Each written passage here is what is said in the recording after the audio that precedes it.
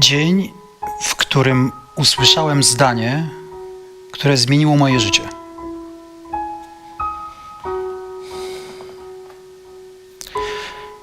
Że mama umiera.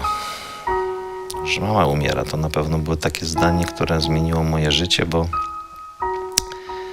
to był 98 rok. Pracowałem jeszcze w Kanale Plus i coś takiego właśnie poczułem wtedy z góry, że pamiętam, siedziałem w pracy, a wieczorem miałem iść na imprezę.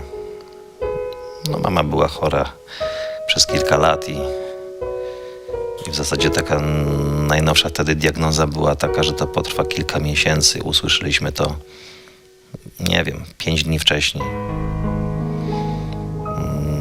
Nie było telefonów komórkowych. I coś mnie tak wtedy tknęło, żeby nie jechać prosto z kanału, gdzie, nie wiem, miałem koszulę do przebrania, miałem kosmetyczkę, miałem tam zostawić rzeczy i pójść do miasta. Ale mówię, nie, pojadę do domu, jednak zostawię te rzeczy, wykąpię się i dopiero wyjdę. No i dojechałem chyba właśnie o godzinie 19 i już wchodząc do klatki słyszałem, że ten telefon dzwoni, a mieszkałem krótko w tym wynajętym mieszkaniu na Woli, na parterze. Pamiętam, taka malutka kawalerka i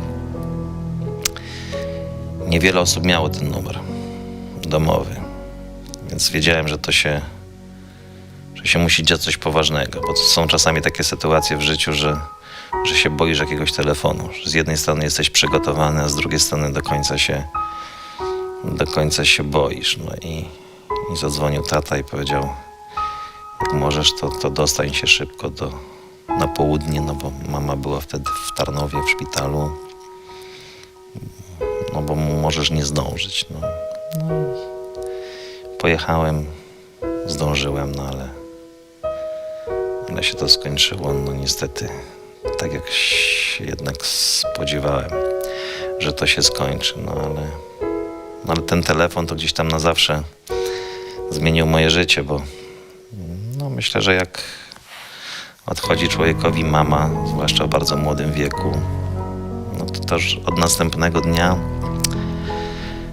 życie już nie jest takie samo. To już jest inny świat, to już jesteś zupełnie innym człowiekiem. Czy masz 20 lat, czy 15, czy 50, to jesteś innym człowiekiem.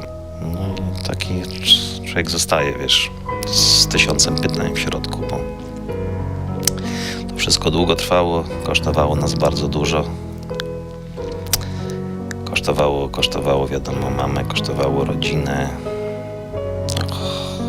Taka choroba jak nowotwór to jest straszna, bo ona cię, zwłaszcza kobietę, myślę, odziera z godności.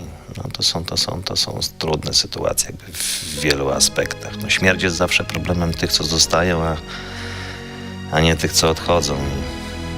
I tak jak mówię, no, człowiek stara się być optymistyczny, żyć trzeba dalej. No, natomiast no, są takie chwile w święta, głównie u urodziny, że myślisz, że gdzieś tam ci przypływa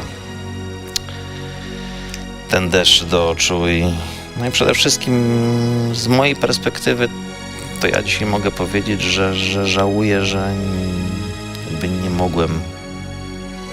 nie mogłem dać więcej jako syn, że nie mogłem pewnych rzeczy zobaczyć, przeżyć, że nie mogłem podziękować za dzieciństwo, że nie mogłem gdzieś ją zabrać w fajne miejsca, że nie doczekała wnuka. No to są takie rzeczy, gdzie wiesz, każdy normalny człowiek, który tam na co dzień na zewnątrz jest postrzegany, że to jest tylko śmiesznie, zabawnie, czasami brutalnie czy ostro, no to każdy gdzieś tam ma to drugie dno. Ja akurat z mamą byłem bardzo zżyty, tak jak zawsze dla moich dziadków byłem tym pierwszym, najukochańszym wnuczkiem, to czułem coś takiego niewidzialnego z mamą.